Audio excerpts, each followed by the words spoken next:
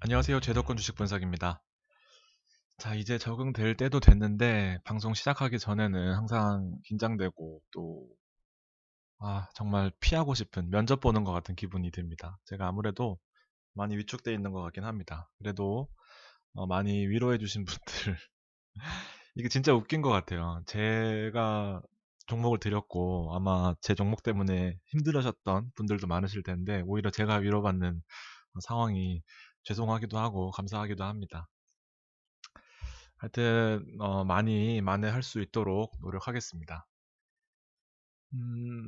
일단 오늘은 제 하여튼 종목이 이거다 싶은 종목들이 좀 몇 개 있어요. 그래서 사실 좀 걱정되기도 합니다. 이게 너무 확신에 가득 차 버리면 이게 자기 편향적인 또 생각이 들게 마련이고, 또 너무 확신에 들었던 종목들은 또 좋지 않았던 결과들이 많았습니다. 그래서 음, 종목 드리는 거는 제가 이제 VIP 멤버십 여러분들한테만 드릴 테니까, 이제 그분들은, 멤버십 분들은 제가 케어할 수 있다라고 자신이 있기 때문에, 마지막에 종목 드리는 거는 제가 멤버십 여러분들께 따로 커뮤니티 공지에다가 남겨드리도록 하겠습니다.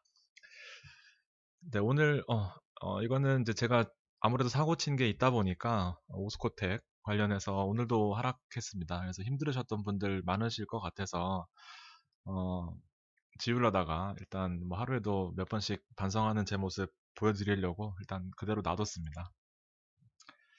어, 아무튼 좋은 결과가 있기를 바라고요. 넘어가도록 하겠습니다. 아무튼 저도 갖고 있고 제 소중한 몇몇 손님들도 갖고 계십니다. 어쩔 수 없어요. 지금 저렇게 물린 것들은 일단 방법이 없습니다. 그래도 아직 회사가 망한 건 아니기 때문에 좀 지켜보도록 하고요. 자, 이제 감성팔이는 여기까지 하고, 이제 일단 시장의 전반적인 흐름과, 그리고 기아차로 인해서 수혜받는 종목들, 그리고 앞으로 올라올 종목들, 그리고 현재 종목들의 흐름, 그리고 소통 방송으로 진행할 예정이기 때문에 중간중간에 종목들 궁금하신 거 있으시면 제가 바로 응대해드리는 쪽으로 답변 드리겠습니다. 일단 제 방송의 큰 장점 중에 하나가 이게 좀, 어, 이게 큰 흐름을 잡아두고 이게 매일매일 움직이는 게 아니라 이제 큰 흐름을 잡아놓고 시장을 예측해놓고 이제 기다리는 투자 방법이 좋다고 생각하시는 분들이 많을 것 같아요. 즉 이제 어제같이 시장이 급락하는 경우에 만약에 이제 제가 유튜브에 검색을 해봤어요. 혹시나 해서. 근데 이제 뭐 폭락작이 시작됐다. 뭐 어제 힘든 부분들이 많아서 어저께가 아니라 그 금요일 혹은 월요일 뭐 이때쯤인 것 같습니다. 그래서 제가 좀 강하게 제목을 썼어요. 이제 뭐 하락장이 아닙니다 하면서 큰 그림을 보라고 했던 부분들이 이제 현재 시장을 냉정하게 봤다면 이제 연준 의장이 돈을 풀어서 경제를 살리자는 정책, 그리고 대형 가치주들이 시장을 이끌어주고는 있지만 결과적으로 2021년에는 그 대형주들이 더 큰 성장을 하기보다는 시장이 눌려 있을 때 그동안 좀 잠재적인 회사들이 이 위험을 극복하면서 올라올 수 있는 종목들, 대표적으로 IT, 자동차, 화학 등 이렇게 실물 경제에 연관되는 종목들로 한번 보자라는 내용이었고요. 그래서 종목들 안 바뀌는 게 저도 참 대단하다고 생각합니다. 대견하다고 생각합니다. 이 종목들 큰 흐름을 잡아놓고 제가 여기에서 변동되는 부분들은 좀 추가를 하려고 하는데, 일단 단 하나 SK 하나가 있습니다. 현재로서 KB금융을 원래 말씀드렸던 거고요. 수소차 비중 52,000원에서 두산 퓨얼셀 55,000원 사이에 왔다 갔다 하고 있습니다. 그 부분들 분명히 좋은 매수 찬스다라고 생각을 하고요.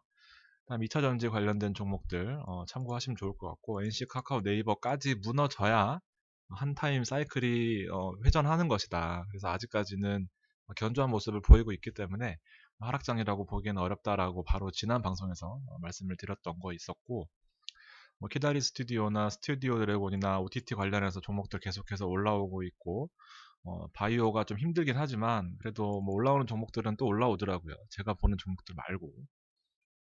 5G가 꿈틀하고 있습니다. 다음 타자는 5G가 될 가능성이 크고, 삼성전자와 실리콘웍스 계속해서 좋은 흐름 보이고 있으면서 아직까지 매도 사인 들이지 않았던 그런 종목들입니다. 아무래 보시피 오늘 어저께 하락보다 더 크게 반등하는 모습이 있었고요. 그다음에 아이고 참 바이오는 힘든 모습. 저도 아주 힘들어요 바이오 때문에. 그래서 몸이 너무 안 좋아서 혹시나 코로나인가 싶어서 어저께 코로나 검사까지 받고 왔습니다. 근데 오늘 아침에 바로 음성 나오더라고요.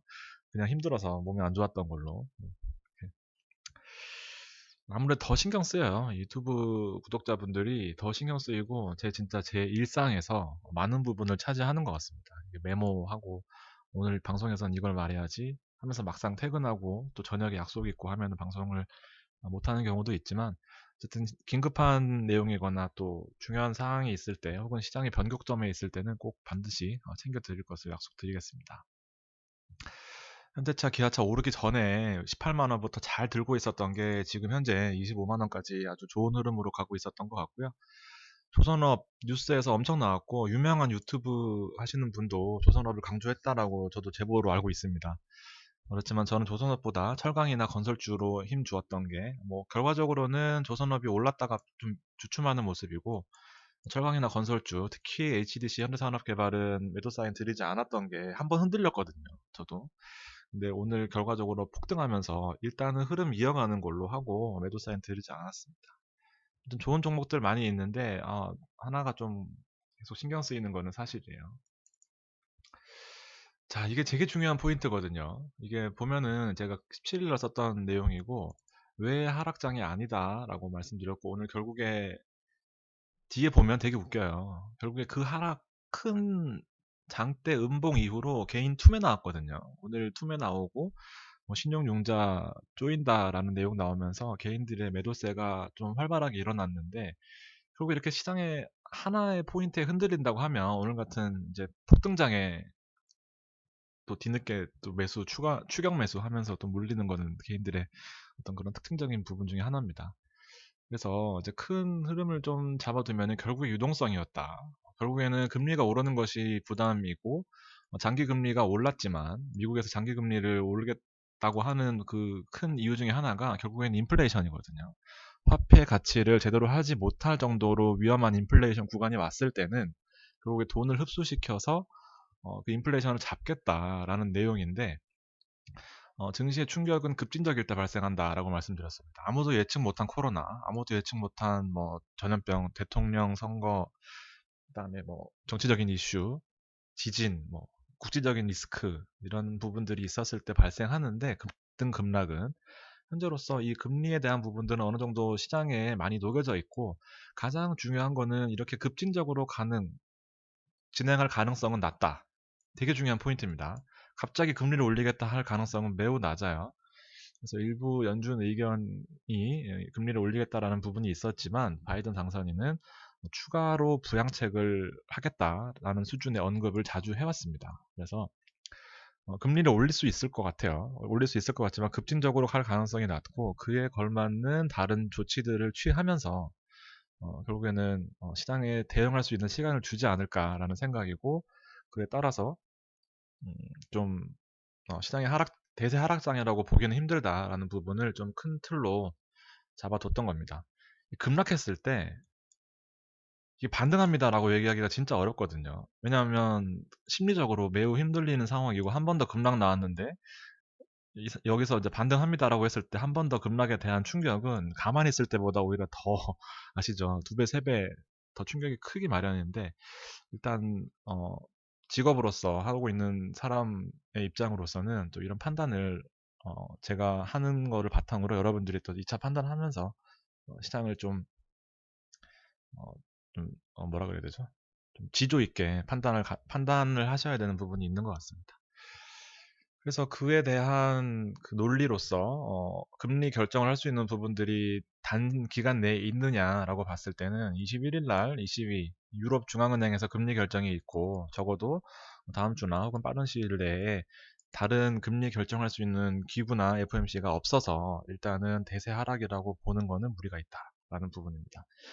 그래서 아무래도 제가 좀 몇몇 종목에 올인하셨던 분들, 또 몇몇 종목이 급락했던 부분들이 있어서 제가 개인적으로 힘들었었던 부분도 있어서 종목은 앞으로 당분간 좀 멤버십 위주로 드릴 거고 방송 끝나고 나서 제가 이거다 싶은 종목이 있기는 한데 지금 뭐 유도하는 거 아닙니다. 근데 하여튼 저의 방어 논리로서 좀 그렇게 소극적으로 하려고 하니까 양해 좀 부탁드리겠습니다. 멤버십 가입 안 하셨더라도 시장에 대한 정보는 제가 충분히 제공해 드리도록 하겠습니다. 자, 제도권 증시 노트에서 가장 중요한 부분 오늘 결국에 애플카 관련해서 기아가 맞기로 가닥했다. 그래서 미 조지아 공장 협력 거점이 될 가능성이 크다. 확정 아닙니다. 가능성이 크다라고 나왔었고, 그래서 시장에서 기아차가 급등하였고, 시간 외에 제가 아까 5시 몇 분에 봤을 때 시간 외에도 상한가로 마무리하는 거 봤습니다. 그래서 기아차가 일단 현대차는 네임밸류가 지금 뭐 어느 정도 있는 상황에서 기아차를 또 올리려는 그런 내부적인 구조에 대한 얘기가 있었던 것 같고 결국에는 기아차가 맡게 될 것으로 보이면서 시장에서 급등하는 모습을 보였습니다.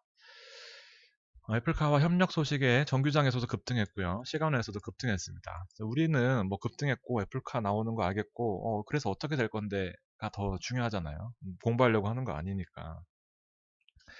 그래서 보면 제가 판단하기로는 기아차 사실 현대차가 우리 제도권에 2020년 2021년 초 현대차가 최대 수혜주 중에 하나죠.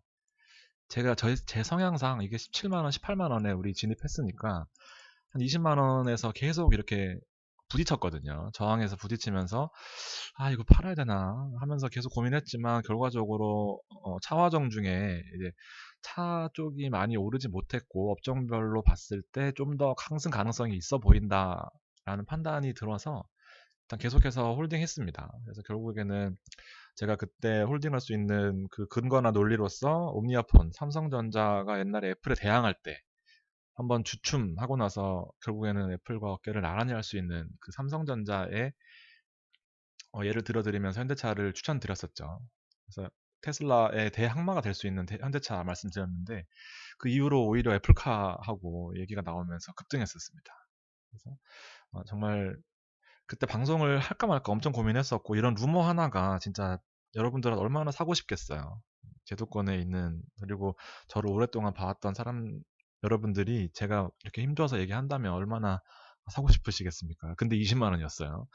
그럼에도 불구하고 말씀드렸던 게 저는 개인적으로 진짜 다행이다, 복이 많다라고 생각을 하고 같이 따라와 주신 분들 정말 대단하다고 생각하고 일단 기아차와 현대차는 투톱으로 가져가고 모비스 그리고 글로비스 그리고 만도 SL 우리 현대차와 만도 SL은 같이 묶어서 계속 보시죠. 저도 어, 자동차 업종을 볼 때는 이 세 가지를 묶어서 보는데 늘 같이 올라가는 같이 떨어지는 그런 모습을 보였습니다. 아무튼 수요 예상됐고 그래서 앞으로 어떻게 될 거냐에 대해서는 기아차의 지배 구조를 한번 확인해 봐야 될 것 같고, 그다음에 기아차의 실적 어떻게 될 것인지, 그리고 상승 여력이 더 있는지를 한번 보면은, 일단 첫 번째로 기아차 역사와 기아차 지배 구조를 간단하게 보겠습니다. 이게 처음에, 이건 뭐 제가 어렸을 때죠. 기아차가 옛날에 저희 부모님이 세피아를 타셨어가지고 세끼야라고 맨날 저한테 하셔가지고 저는 지금도 세끼야라고 생각납니다. 아무튼 세피아의 기아차가 IMF 97년 IMF 때 분식회계랑 여러 가지 경영 사정으로 인해서 누적 적자가 4조에 이르는 그런 경영 악화를 맞이하게 됩니다. 그래서 이제 공개 입찰로 나왔었고 인수설이 돌았던 회사들이 삼성과 대우, 포드, 현대차 그리고 두 가지 더 있었다고 합니다. 그래서 결국에는 현대차가 98년도에 이 기아차를 인수하게 되면서 기아 현대차가 양재동에 지금 현재 사옥을 두 개를 이렇게 딱 건설해놓고 영업을 하고 있습니다. 지배 구조를 보면 물론 뭐 이 사이에 있었던 현대차와 기아차 역사에 대해서는 여러분들 더 잘 아실 것 같아요. 뭐 기아차 팔아주기 운동도 있었다고 하던데 저는 그때는 잘 모르겠습니다. 아무튼 기아차의 지배 구조를 간단하게 보면 기아차가 제일 마지막에 있고요. 정몽구 회장이 제일 꼭대기에 있습니다. 그래서 정몽구 회장이 현대모비스가 현대차를 21% 소유를 하고 어, 현대차는 기아차를 33% 소유하고 있습니다. 즉 기아차가 꼬마라고 보면은 기아차의 지분의 33%를 현대차가 들고 있고 이 현대차의 지분을 현대모비스가 들고 있습니다. 그래서 결과적으로 이 기업 상장되어 있는 기업으로 보면 모비스가 가장 위에 있는 돈을 벌어서 현대모비스에다 갖다 줘야 되는 이런 상황이 되어 있다라고 간단하게 보시면 될 것 같고요. 즉 기아차도 괜찮고 현대차도 괜찮고 모비스도 괜찮습니다.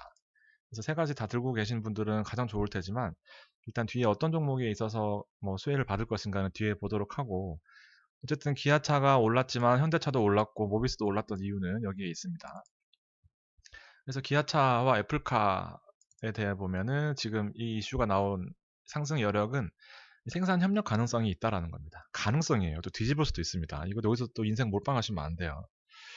생산 협력 가능성이 있고 미국 조지아주에 생산 기지를 설립할 가능성이 큰데 이 SK 이노베이션 공장이 미국 조지아에 있다 해서 SK 이노베이션도 계속해서 수혜를 받는 그런 구조로 될 가능성이 큽니다. 아무튼 간단하게 보시면 될 것 같고요.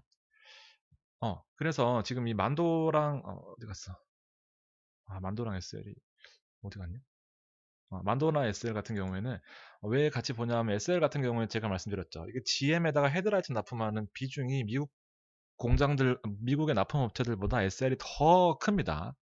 제가 작년에 한창 SL을 꽂혔을 때 70% 정도로 알고 있어요. 헤드라이트 미국에 납품하는 회사가. 그래서 SL이 기술력으로 세계적으로 인정받는 회사고 만도 마찬가지입니다. 만도 내비게이션으로 많이 아시지만 결국에는 브레이크 제동 장치, 우리 ABS 아시죠?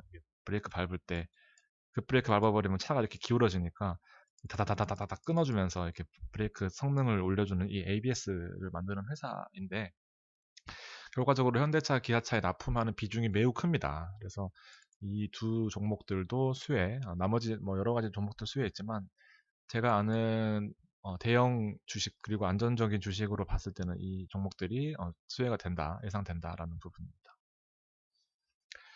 기아차 실적이 작년에 예상하기로 현재 예풀카를 제외하고 나오는 실적입니다. 그래서 기아차와 현대차 계속 오르지만 제가 기아차보다 현대차를 더 추천드렸던 이유 중에 하나도 아까 그 지배구조 여기에는 가장 같이 먹이사슬 위에 있는 현대모비스 혹은 현대차가 가져갈 가능성이 크고 실적 부분에 있어서도 기아, 현대 둘 다 좋지만 현대차가 더 올라갈 가능성이 크다라는 부분에 말씀드렸던 겁니다.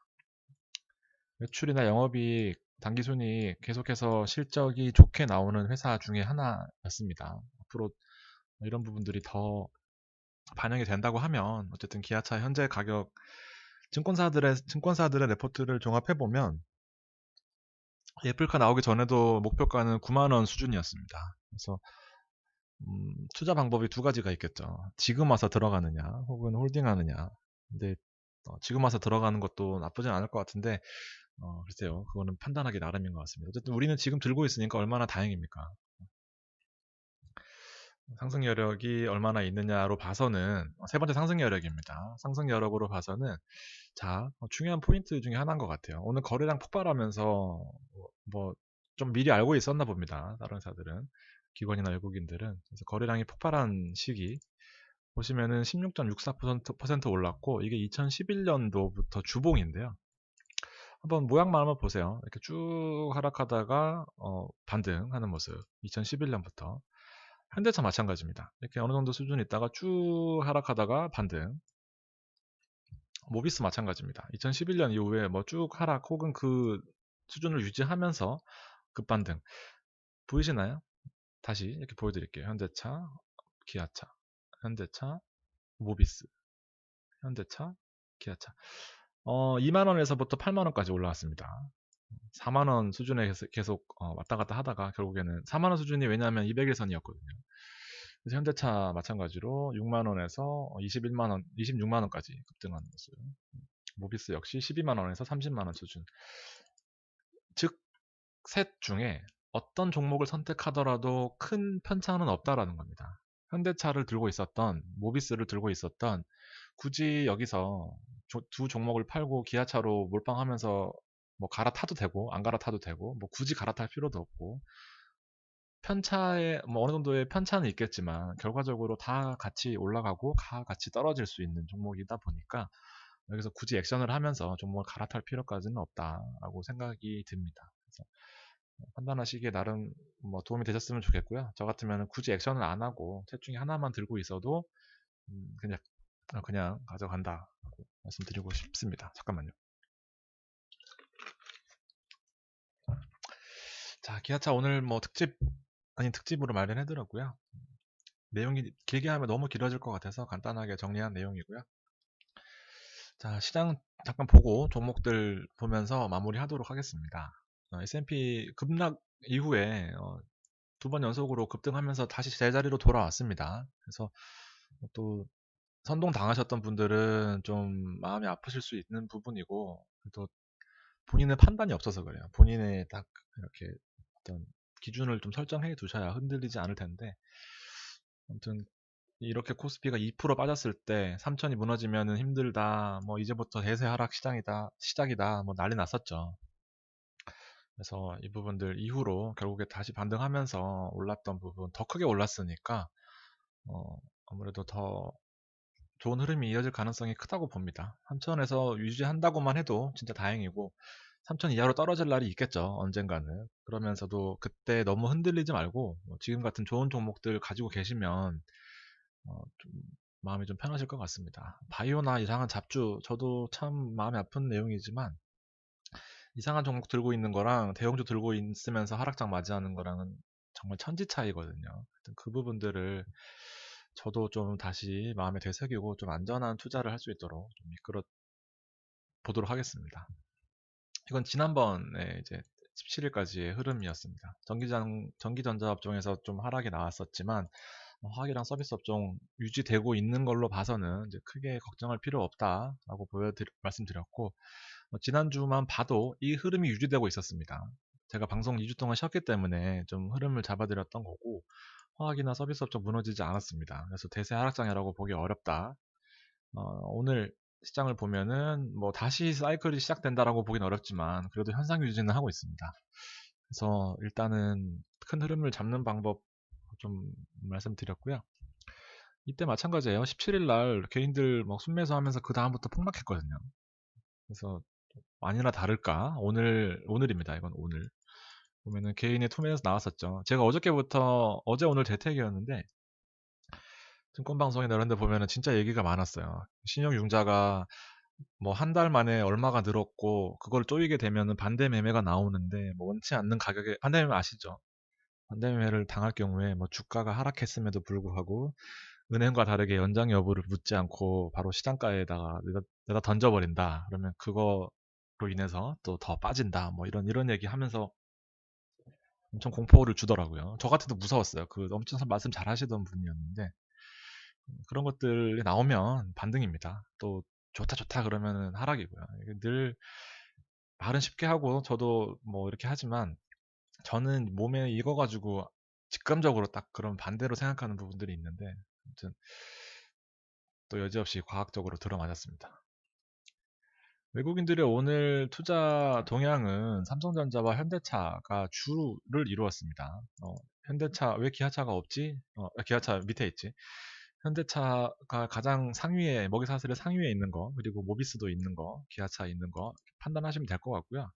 LG전자나 LG화학, 셀트리온 30만 원까지 떨어졌었잖아요. 30만 원, 30만 4천 원인가 뭐 하여튼 저점 찍고 반등하는 거 봤는데 제가 보기에 얼마 전에 제 구독자 중에 한 분이 35만 원, 36만 원쯤에 이제 팔아야 될까요? 했을 때 이제 팔아야 된다라고 얘기했는데 잘 파셨는지 모르겠지만 30만 원이면 전 다시 사볼만 할 것 같습니다. 왜냐하면 지금 또 리스크적인 측면들이 많이 부각되고 또 그렇잖아요. 물론 제가 35만 원, 37만 원대는 팔아라고 하면서 그때 말씀드렸던 논리가 치료가 아니라 8일 아플 거 4일 아프게 하고 10일 아프게 할 거 5일 아프게 하는 거 그게 사실 주가를 40만 원, 45만 원 이끌어 줄 수 있을까? 왜냐하면 단기적으로 지금 이슈에 움직이기 때문에 뭐 장기적으로 회사가 좋다 이런 부분은 차치하고 그런 부분들이 있었는데 30만 원의 가치보다는 제가 보기엔 수급적으로 반등할 수 있지 않을까 생각합니다. 사라는 말씀은 아닙니다. 가지고 계신 분들이나 셀트리온 관심 있으신 분들에 대한 의견 드렸던 거고요. 네, 외국인들은 이렇게 지금 투자를 하고 있구나 보시면 될 것 같고 반대로 기관은 이제 기아차와 삼성전자를 또힘 주어서 매수하면서 LG전자, 현대차, 네이버 지금 패턴들이 다 보이시나요? 이노베이션 있고 모비스 있습니다. 그래서 왜 샀고 왜 들어왔고 하는 부분들을 잘 보시면 될 것 같고요. 개인들은 인버스를 담았습니다. 저 이거 정말 예상했어요. 왜냐면 저한테 인버스 얘기를 엄청 하셨거든요. 그래서 저는 진짜 인버스 얘기를 많이 들어가지고 아 인버스는 진짜 안 되겠다. 왜냐면 인버스가 이제 어느 정도 올랐을 때 하락장에 베팅하는 거고 그 하락장에 1% 하락하면은 2% 먹겠다는 레버리지 상품이잖아요. 파생 상품이다 보니까 정확히 두 배는 아니고 뭐 여러 가지 수수료나 이런 것들을 제하고 나면 1.8%가 될 수도 있고 뭐 이렇게 될 수도 있는데 이게 제가 늘 말씀드렸던 게 인버스는 제가 예전에는 잠깐 꽂혔던 부분들이 있었는데 이게 되게 기분이 안 좋아요. 왜냐하면 주식은 기본적으로 사서 올랐을 때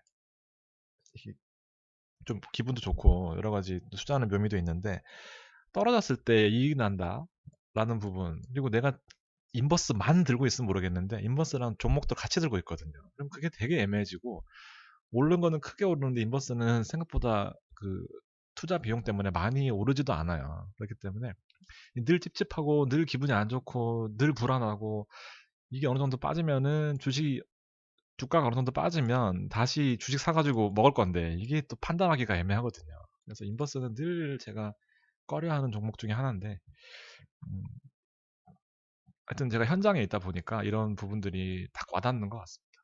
인버스 문의가 되게 많았어요. 반대로 삼성전자, 기아차와 현대차를 팔면서 인버스를 담았구나. 여러분들 생각하는 거는 정답이 아니구나 생각하시면 됩니다. 저도 마찬가지예요. 저도 개인이니까. 자, 종목들 보겠습니다. 오늘 8% 올랐고요, 현대차. 이거는 제가 홀딩 의견 드리고 있고, 그리고 어, 매도 사인 안 드렸던 종목들 지금 쭉 드릴 건데, 제가 빼먹은 종목들도 있을 수 있어요. 왜냐면 워낙 많고, 뭐 오른 것도 많고 빠진 것도 많지만, 일단 제가 주력으로 보는 제 핸드폰에 있는 관심 종목들이니까, 어, 참고하시면 될 것 같습니다. 실리콘웍스 아직 매도 의견 안 드렸어요. 삼성전자와 실리콘웍스로 2021년 좀 많이 버텨보려고 해요. 48,000원에서 5만원 사이에 다 있을 겁니다. 여러분들 실리콘웍스 갖고 계신 분들은 저의 성향상 이게 원래 팔아도 진작 팔았어야 되는데 실리콘웍스는 제가 워낙 좋아하는 종목이다 보니까 좀 크게 가보자 하는 생각이고요. 실리콘웍스는 일단 홀딩 의견 KB금융 48,000원 못 찍고 빠졌기 때문에 좀 하락 여파가 있긴 하지만 42,000원 부근, 43,000원 부근에 대부분 가지고 계실 겁니다. 그래서 그냥 가지고 계시면 될 것 같고요. 삼전은 8만원 이하 오면 저는 매도 의견 드렸습니다. 그래서 8만원 이상은 그냥 오르면 오르는 대로 떨어지면 떨어지는 대로 가지고 계시면 될 것 같고 우리 삼성전자는 6만원 진짜 비싸게 봐도 7만원 사이에 다 있을 거예요. 그래서 그 이후에는 좀 저의 영역이 아니었고요. 제 말씀 안 들으시면서 늦게 따라 사신 거기 때문에 그거는 제가 케어하기가 좀 힘듭니다. 카카오 홀딩 의견 드리고 33만 원대부터 다 들고 있으실 거예요. 이거는 33만 원 이상이면은 또 제 의견 안 들으신 거고 35만 원, 많게는 37만 원까지 갖고 계신다고 하시면 계속 카카오는 일단 보유합니다. 아까 봤던 그 사이클에 좀 주의 깊게 보시면 카카오나 네이버나 NC 마찬가지입니다. NC는 뭐 다 아시겠지만 99만 원에 못 팔고 지금 들고 있는데 크게 걱정은 안 해요. 현대산업개발 진짜 제 성향상 이건 진작 팔았어도 다 팔았는데 3만 원까지 올라갔습니다. 여러분들 가지고 계신 분 많으실 거라 생각합니다. 일단 축하드리고요. 일단 더 가져갑니다. 아직 그 개발업 지금 용적률을 올리면서 인센티브 주고 역세권 개발하면서 뭐 좀 거리 늘리는 역세권에 대한 정의에 대한 원래 250m 혹은 350m 기준 역세권에 대한 정의를 좀 늘리겠다 하면서 용적률 올려주고 뭐 인센티브 주면서 뭐 주택 공급에 대한 내용들이 있으면 어쨌든 이게 개발업 관련된 부분이고 개발업에 대한 내용은 다른 건설사도 있지만 일단 HDC 현대산업개발이 좀 수혜를 받을 가능성이 크다라고 하면서 25,000원 부근에서 다 드렸던 것 같습니다. 계속 홀딩입니다. 이 급등에서도 홀딩할 수 있는 이유는 싸게 샀기 때문이에요. 홀딩이라고? 그러면 계속 올라간다는 소리네 하면서 지금 사셔가지고 또 원망하시면 제 방송 안 맞는 겁니다. 그거는 참고하시면 좋을 것 같고 강원랜드 홀딩입니다. 26,000원, 7,000원 올라갔을 때 좀 좋으셨겠지만 일단 다시 뭐 샀던 가격 비슷하게 혹은 약간 더 올라오거나 했던 것 같은데요. 일단 이거는 좀 길게 보고 긴 호흡으로 횡보했던 만큼 좀 크게 볼 수 있는 종목이 됐으면 좋겠습니다. 현대해철이나 포스코 대부분 수익권이라 생각합니다. 일단 가지고 계시고요. 현대가 어쨌든 지배구조에서 현대제철도 있기 때문에 좀 어거지지만 수혜를 받지 않을까. 그리고 철강, 포스코, 철강 뭐 이런 쪽에서 중국에서 좀 수입이나 하는 부분에 있어서도 현대제철이 좀 괜찮을 것 같아요. 우리나라 건설 업종도 마찬가지고요. 유망주로 보면 아직 덜 올랐던 종목이죠. 코엔텍 이게 9,200원까지 올랐던 것 같은데 안 갖고 왔네요. 아무튼 200에서는 한번 무너졌어요. 무너졌다가 다시 올라가는 그런 모습을 보여줬고 일단은 홀딩입니다. 홀딩 어쩔 수 없어요. 홀딩 많이 빠지진 않았지만 그래도 이렇게 종목에 파란색이 있는 게 좀 찝찝하실 텐데 일단 좀 들고 계셔 보시죠. 다음 유망주는 서진 시스템과 KMW고요. 15일이지만 따로 바꾸진 않았습니다. 약간 오르긴 했어요. 오늘 뭐 3%인가 뭐 올랐다 빠졌나 하여튼 그런 수준이었는데 크게 걱정 안 하는 종목들 중에 하나고 에코바이오는 안 갖고 왔네요. 9,840원에 들었던 것 같은데 지금 한 1,600원? 에코바이오는 바이든 대통령 수혜주고 환경 관련된 수혜주입니다. 에코바이오도 괜찮을 것 같고 아, 유망주가 아닌데 현대산업개발 같은 경우는 26,300원 나와 있네요. 그렇죠? 횡보할 때 아모레퍼시픽도 유망주라고 하지만 급등해서 지금 뭐 많이 올라와 있습니다. 그래서 올라와 있는 거는 판단하시고 뭐야 하여튼 유망주로 분류되어 있었네요. 지우려고 하다가 또 지울 수가 없었습니다. 가지고 계신 분 많으실 텐데 일단 마음 아픈 가격입니다. 68,900원. 레고캠 바이오는 하신 분 없으실 것 같아서 이건 이제 지울 거고요. 매드팩터 제가 갖고 있는데 이거 진짜 엄청 스트레스예요. 10만원 밑으로 9만원 밑으로 떨어졌습니다. 저도 이렇게 바이오는 잘 모르겠어요. 진짜 제가 진짜 바이오는 안 하는데 참 매년 1월 매드팩터 이거 작년 1월부터인가 하여튼 그때부터 들고 있었던 건데 플러스도 났었고 마이너스도 났었는데 바이오는 진짜 너무 리스크가 큰 것 같습니다. 제가 돈이 수십억 있다고 하면 바이오는 안 볼 것 같아요. 앞으로. KB금융주주 있네요. KB금융 있네요. 43,000원에서 뭐 7,000 얼마까지 갔다가 45,000원 갔었고 만회 하려고 드렸던 종목이 SK인 거 아시죠? 그래서 SK 30만 원 수준에 들어가면은 괜찮을 것 같다 말씀드렸고 일단 30만 9천원까지는 찍었네요. 그래서 SK도 한번 보시면 될 것 같고 제가 방송 끝나고 나서 커뮤니티에다가 VIP 멤버십 여러분들께 종목 하나하나 드리도록 하겠습니다. 오늘 관련된 종목은 아니고 새로운 종목입니다. 아예 새로운 종목이고요. 하여튼 힘 주신 분 오히려 제가 위로받는 정말 감사한 상황이 저도 정말 감개무량하고 앞으로도 도움 드릴 수 있게 저도 많이 실패하겠죠. 그때마다 같이 힘내서 으쌰으쌰 하면은 올해도 좋은 성과 있지 않을까 생각합니다. 늘 응원해주시는 분들 여러분들 감사드리고요. 코로나 조심하시고 다음 방송 때 뵙도록 하겠습니다. 감사합니다.